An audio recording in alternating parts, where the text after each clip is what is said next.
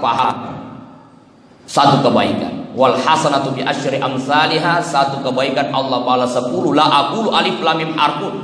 Kata Nabi, saya tidak mengatakan alif lam mim itu satu huruf, walakin alifun harfun wa lamun harfun wa mimun harfun.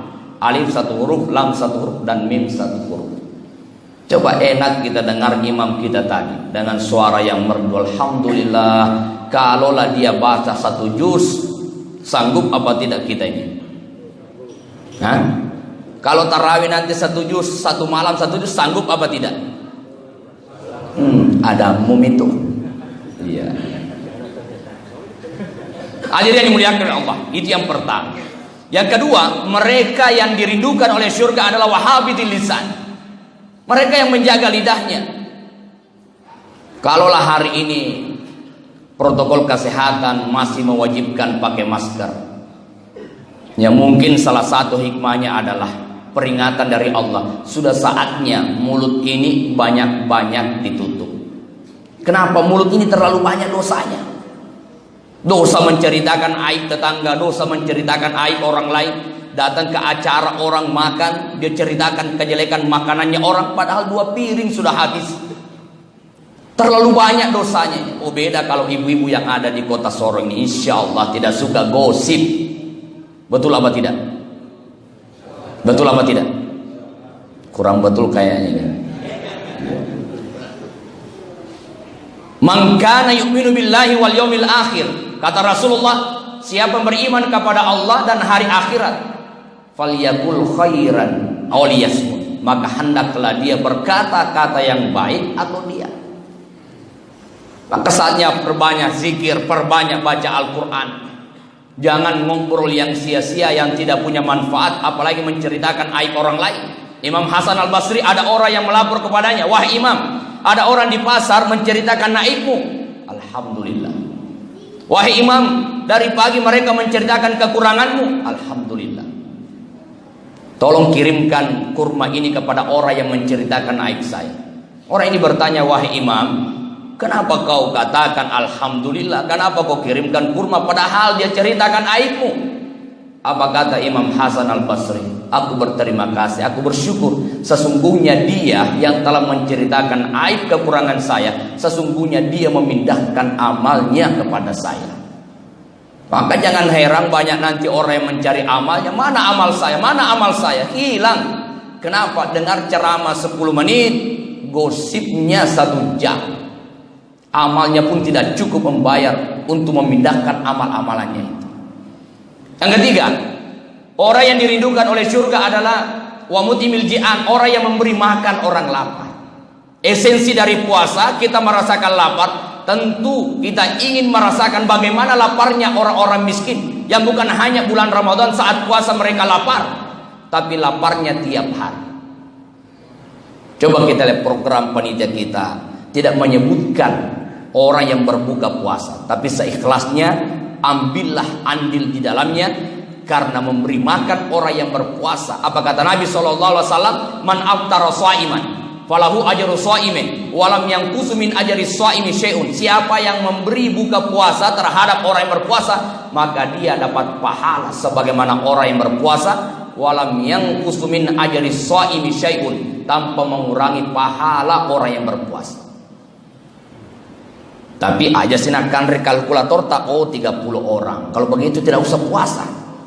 Oh, pahala yang berlipat, kewajiban puasa tetap dilakukan. Apalagi negara kita sedikit-sedikit musibah, sedikit-sedikit terjadi bencana. Maka kata ulama kita, penolak bala itu bisa dilakukan dengan 2 hal. Pertama, dengan sedekah. Yang kedua, dengan memberi makan. Kalau ingin terhindar dari musibah, perbanyak sedekah. Maka kalau lewat celengan-celengan ini, stop, ambil uang. Jangan 1.000, jangan 2.000. Bagusnya berapa? 10.000, 50.000, atau 100.000. Makanya kalau di desa-desa itu panitia pulangnya malam. Kok lama pulang? Karena menghitung uang 1.000 itu terlalu lama. Kayak gini dibonyoi. Iya. Makanya kalau lihat uang 1.000 sebenarnya memang tidak cocok masuk di masjid. Kenapa? Tidak pakai songkok, bawa golok lagi. Masa bawa golok ke masjid? Tapi kan orang bilang seikhlasnya. Biar 1.000 kalau ikhlas. Makanya banyak masjid yang tidak jadi-jadi. Kenapa? 1.000 tapi ikhlas. Makanya ikhlas itu perlu dipaksa. Mungkin malam pertama kau naikkan uangmu 100.000. Lalu dalam hatimu lihat saya 100.000 di hari pertama. Tapi kalau itu tiap malam 100.000, tiap malam 100.000, ketidakikhlasanmu akan hilang karena kebiasaan.